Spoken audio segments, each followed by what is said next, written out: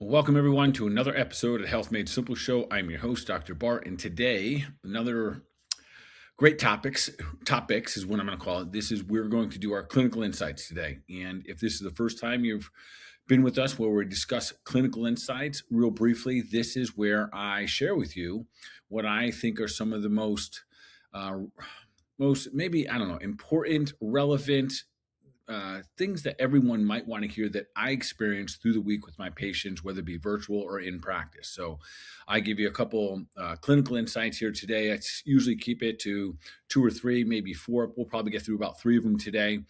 And these are just ones I think that every one of us to have a little bit of knowledge of these different topics to just be good for all of us, or maybe a family member, et cetera. So thanks for being here. Keep doing your thing, keep sharing out, keep spreading the love. Appreciate what you guys are doing. Somehow, some way, we're reaching more people, and it's only because you guys are spreading it out. So I appreciate that. Let's dive right in. So first clinical insight we're going to talk about is weight loss. So the three topics say it's going to be weight loss. It's going to be about getting babies adjusted. And then last but not least, about coming off the medication. So three very interesting conversations that seem to happen all the time. So I wanted to share those with you. So number one is, and I'm going to try do my best to leave out names and exact numbers and all that kind of stuff, so no one's being called out here. All right, and remember, everything I say and talk about here, it's never specific medical advice. So this is just information for you to use to maybe better help level up yourself and your health and your choices. All right, with that being said, we just got done our cleanse. Most of us are done now. We've gotten through either you did a 10 or 21-day cleanse. And I want to share with you a particular clinical insight about one of the gentlemen who did this, because I think this weave will be really good for all of us to hear. And I'm going to comment on some things that Oprah said earlier, I think that last week. So first of all, this male is roughly 40 years old, and I've been working with him for a while. A little backdrop here. About a year ago, and I'm mixing some of this up, but he utilized some of the GLPs. I think it was like trizepatide, and he was on it for several months. Did lose some weight, and then he came off of it. Didn't feel so hot with the gut issues and whatnot. Gained all the weight back a little bit more. And I'm not frowning upon any of that. That's not what I'm doing. The challenge of what I want to do, the underlying there was that because there wasn't really any practices of good health habits, and folks, habits are habits. If we either do or do not have them, and without those really good health habits, we expect the rebound to take place. It's across the board. We know there's a lot of data and evidence to show us that. So, anyways, does the cleanse, and this was what's kind of interesting. So, on our cleanse, if and some of you are familiar with, basically it's a whole food cleanse. We make some restrictions. We take out most of the inflammatory foods like the nightshades, the glutens, of course, stick to one ingredient food. So it's a whole food diet along with some very special herbs and nutrients, vitamins that help expedite, especially phase 1, phase 2 of liver detox, et cetera. Anyways, this gentleman I think he went 15 days, lost 13 pounds. Lots of his pain is gone, much less pain in his body overall, sleeping better, moving better, looking better, folks. Just looks good. And it's always refreshing for me, and that is zero judgment. But often when I see people, I can tell how healthy they are. It's not rocket science, because you look at their face, you look at their eyes, you can look at the color of their skin. You can almost see a person's vitality, and it was really nice to see this individual's vitality coming back. And I'm sharing that with you because my biggest question, of course, I want to congratulate and salute him and celebrate with him about the weight loss, but really more what lessons are being learned. And that is my favorite part, when I hear someone have the aha moment. I didn't realize how much blank I ate. I didn't realize how much better I feel by just putting good foods into my body. That's the difference with the GLP, folks. You know it. I know it. You can lose weight and still eat crappy food, so you can still feel bad during that. And again, I'm going to get to those in just a moment here, but nonetheless, so really exciting to see him have as much weight loss just eating clean food and getting rid of the bad stuff. And I know some of you are listening and saying, I've done that, I've tried that, it doesn't work. There's a combination here of really, to some degree, it has to almost feel extreme when you're doing it in order to get really, really good results.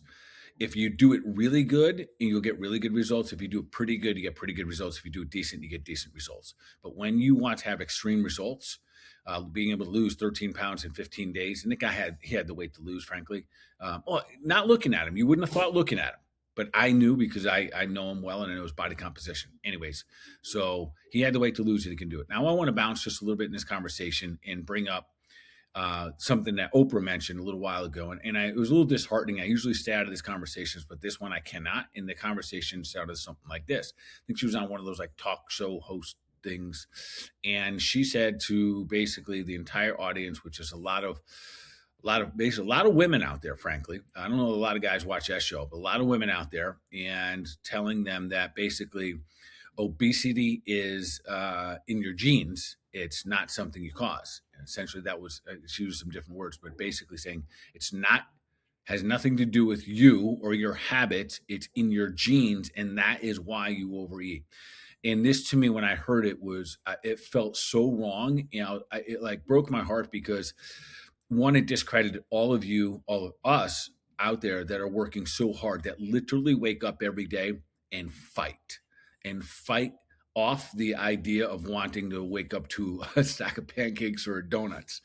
And we get used to saying no. But it's never been easy. You always want some pizza, always want a beer, always want a donut, crackers, muffins, pizza, all the fun stuff, always, but having the mental fortitude to fight it every day. And so when she said that, it kind of discredited all of you, all of us, me included, that go through that every day. And it doesn't feel like a battle as much for me anymore, but it's still one I had to win over all these years. And I think most of you understand that. And folks, there is not an obesity gene. There's not. We can put a whole bunch of genes together and start to say, well, if you put all these guys together, there's more propensity to, based on if your lifestyle is as such, to then hold on to more fat in your cells. True that. We know that. And that all goes back to lifestyle. So when I heard that, it was super destructive. I hope if you heard that, it went in one ear, right out the other. I think it's very destructive for men, women, and children to hear that there's a gene out there and it has nothing to do with your lifestyle, because it absolutely does. Folks, the GLPs work because we put less food in our mouth. Period. End of story. It is a caloric restriction diet. That's why it works. That's it. That's in a nutshell. I'm summing it all up, but you put less food in your mouth. And as a result of that, you lose weight. And it maybe the cause of it is because there's less food noise and all those things, but ultimately it's because you put less food in your mouth and you lost weight. Do we think that that is a long-term good strategy? No, we do not. Nobody in the health field says you should be on a caloric deficit for long periods of time. We know this, and that is why hopefully those of us, and listen, I'm not knocking GLPs.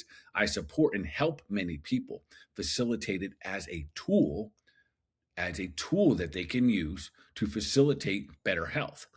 Just using it by itself for weight loss is probably short-sighted, and knowing that at the end of the day, you're going to stay in this thing forever, which is not suggested or recommended, because it's not recommended to have a caloric deficit diet for the rest of your life, right?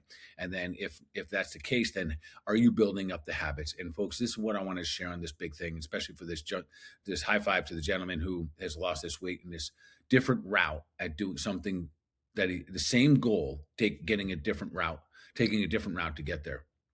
High five to him. Is that habits are habits. No matter what tool you're using, your habits should still be good habits. So with that being said, that's just a quick clinical insight. Maybe you're utilizing GLPs, still develop good habits. Don't just look at the scale. Maybe you're considering using them and you're not sure if it's good or bad for me. I will still tell you, habits are habits. There's a lot of ways and people have been proving it for long periods of time, decades upon decades, that you can have the body and shape and health of that you desire with a lot of really good habits. Sometimes it just takes longer than we expect. Then it's not a habit issue, then it is a patience issue. All right, with that being said, I want to move on to the next topic, which is one of the most rewarding things that I have as a doctor, as a healthcare practitioner, almost 30 years now. There's one thing that stands above all the rest. And this happened to me again the other day. This has happened to me several hundred times throughout my career, but everyone is uniquely special. And it is when a mom hands me their infant child and says, more or less just says, hey, can you check out my child for me? So the other day, a mom and a dad, a young couple were in. They had their first newborn. I was able to adjust this beautiful young couple and mom, of course, through the pregnancy. It was amazing to watch super healthy, incredible human beings doing all the things that they could within their power to just be as healthy and provide the best situation to have a child. And they did. They had this beautiful young girl. And on day 17 of this young girl's life, they handed her to me, which is, I will tell you, one of the best honors I have as a practitioner. There's no better way to say thank you than, or the trust and the respect that comes with it. I feel as honored as I ever have as a practitioner each and every time someone hands me their little baby, because I know that's the most precious thing that they have in their life. And so the amount of trust that goes with that lights me up inside. So it's never taken for granted. And so you might be asking yourself, why would they hand a 17-day-old baby over to me as a chiropractor to check them out? And that's why I wanted to bring this up. And it's not because she was in a lot of pain. She didn't say she had neck pain. She didn't have a car accident. She didn't fall down or anything. Yet we checked the baby out. If you've ever witnessed a birthing process, whether it be a natural vaginal one or a C-section, you would recognize that both of those are brutal on the baby and the mom. They're very physically difficult. And that was the case here, of course. And everything that goes around it is very difficult, very stressful for both the mom and the baby.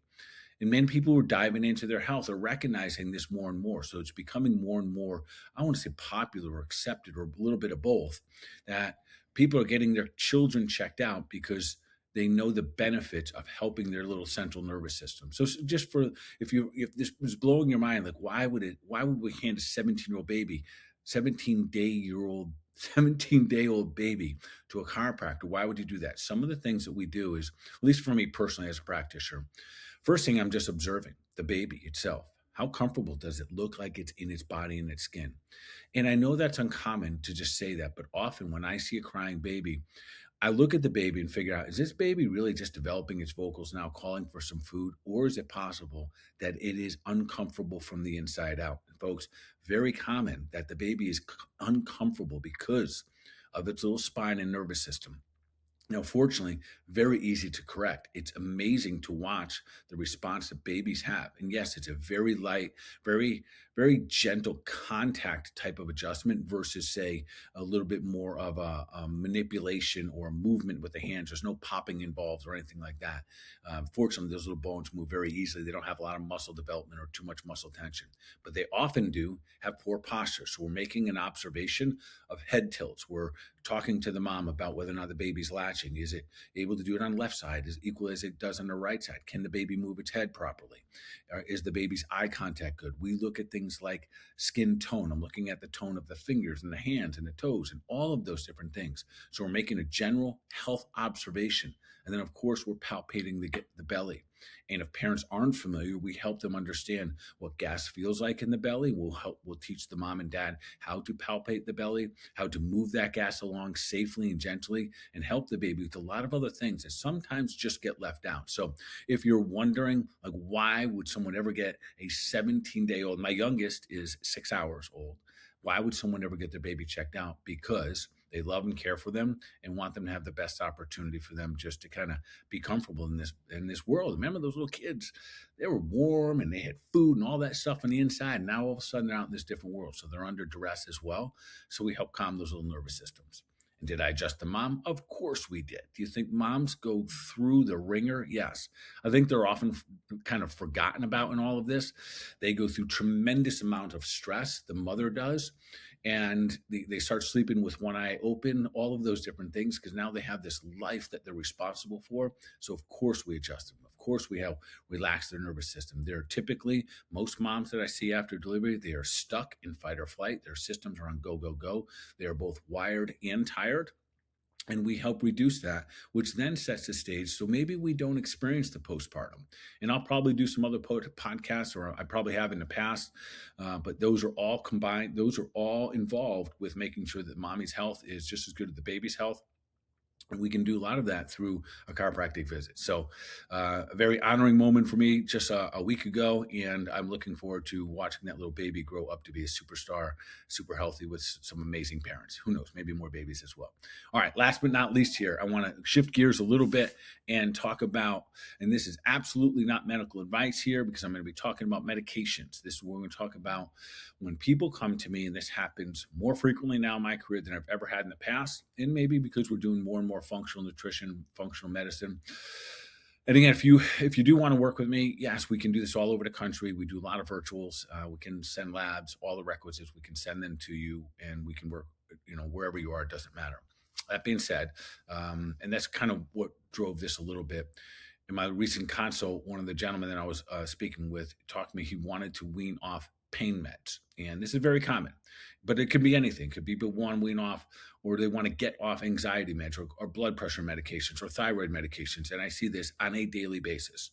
And my answer to this may surprise you a little bit. So I want to walk you through this because I think it's very important to understand how to successfully do this. And this, again, is not medical advice. I'm not telling you to come off of anything. This is just personal advice. If you were looking to level up your health, here's an option. Check with your provider. How about that one? And then, and this is some things that I might have a conversation with my wife, and it'd go something like this. So, first of all, I would not tell you to come off cold turkey, off of anything. And not because I think it's going to have a major physiological negative effect.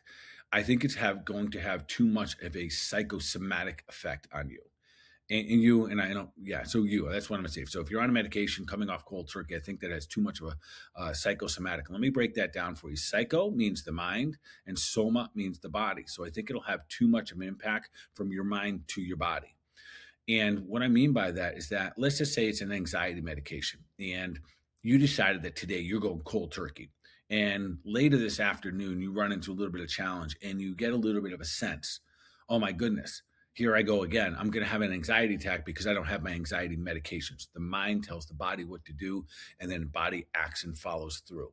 And that's a real thing, folks. I can see with blood pressure medications. We can see with everything. That's no different than some affect the white coat syndrome, right? You go to a doctor, and it's a real thing called the white coat syndrome, where you go to the doctor and your blood pressure rises because you're getting your blood pressure tested in the doctor's office.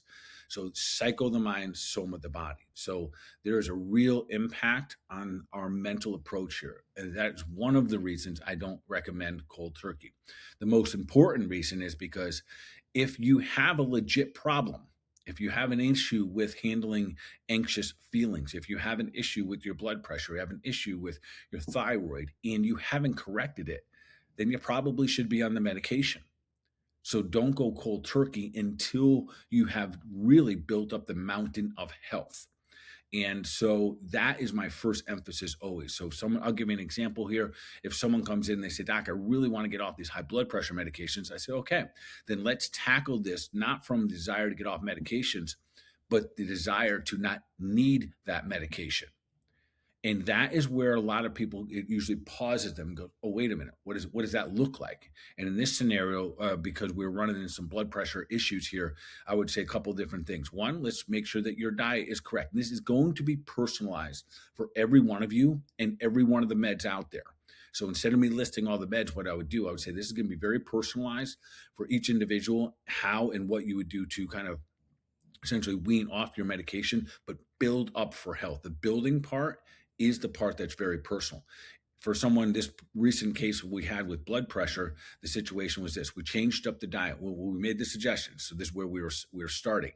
We're going to change up the diet, and that's going to be huge. The majority of blood pressures will be resolved, majority of the cases, by having a proper diet over time. Next thing we did was got them to abide by or understand circadian rhythm. Go to bed with the dark, get up with the light, and always eat in the light.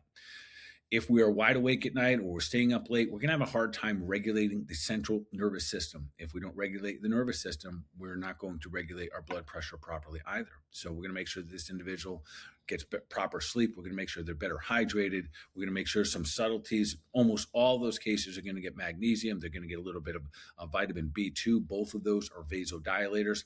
My point here is this: we're going to build up from every component, every asset, every opportunity we can to build up the body to get healthier, to not have high blood pressure. The goal isn't necessarily to wean off the med, it's getting healthy enough to not need the med. And what I would say to that is it works. This is how it works, but we have to be very intentional about it.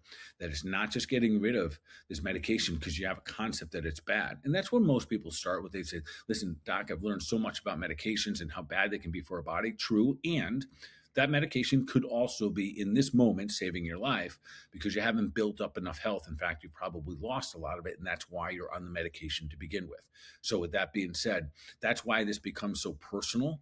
If you're looking to wean off medications, and there are very few medications over the long haul that are health beneficial, they're usually end up with more and more symptoms attached to them. So, not a bad strategy to say, I'm going to get healthy enough to come off some of my medications. I think that's a good strategy for the long haul. The second part of this is the weaning process. So, again, I mentioned that I rarely recommend cold turkey. And not because I don't think that you couldn't, that the body's going to have a serious breakdown, but you're going to go a little bit more extreme there. And in that extreme, you're probably going to experience more symptoms. Now, if it's alcohol, let's just take that as, not a medication, but do I think cold turkey is better than weaning? Yes, I do. But is it comfortable? No. A lot of times people end up in rehab because they can't function as a result of the effects of coming off of the alcohol. And could that take place with some of the medications? Sure. If you come cold turkey, you might have some serious side effects. And so for that reason, and the psychosomatic component is why I recommend weaning no less than 90 days. And the weaning process usually goes by thirds. So the first month, you take a third of the medications. And really what it means is every third day, you're going to either skip a pill or take a half of a pill. And then in the second month, you're either going to skip a day and another half of a pill. So you get at least 90 days out before you're down to less than 30%, 33% of what you originally started on. And then either going into your fourth month or after your 4th month, you go without. The beauty of doing that way, and you're rotating your pills, every third day you have one less. As a result of doing that, what happens is the mind gets confused. There's no way you're going to keep track of it properly. And you less and less will be worried about, is it because I don't have my meds today? Is it because I don't have my blood pressure med, my anxiety meds? So we intentionally try to confuse and force you to start to rely on your health habits more so that you rely on your medications. So it's two-part there. Again, this is a good clinical insight because I think a lot of you listening, you may be on meds that you may want to come off. And I will tell you, it's build up so you can come off. That's how we do it. And again, this is why, all of our health and your health strategies are really personal for each one of us. It's not a shotgun approach for everybody. And I think as we move forward, you're going to see more and more emphasis put on your ability to have a health team, a healthcare provider that eventually can work as the quarterback to help you see a little bit of everything. And I think that's also why so many people are leaning in the direction of making a relationship with functional medicine doctors, someone who is looking at a little bit of everything, how you move, how you eat, how you think, a little bit of everything in your life and steering you in the right direction, even if they have to go out and get tools from other providers. And again, so in the event that you choose, they say, hey, listen, that sounds good for me. I'd like to work with you, Dr. Bart. You certainly can do that. You can, no matter where you are, just reach out to our office. I'll make sure there's a link below, and we can send you labs. So if you want to get lab work done, whatever it may be, we certainly can do that. All right. With that being said, folks, those are 3 clinical insights. Hopefully they've given you some little bit of insight on some of the things that might benefit your personal life, or maybe someone's in your family or in your life. It can benefit their life. So do your thing, keep sharing it out. With that being said, thanks for being here. I look forward to hearing or seeing you guys on the next episode of the Health Made Simple Show. Keep doing the thing. Keep taking deliberate action for your mind, your body, overall wellness. Y'all be awesome.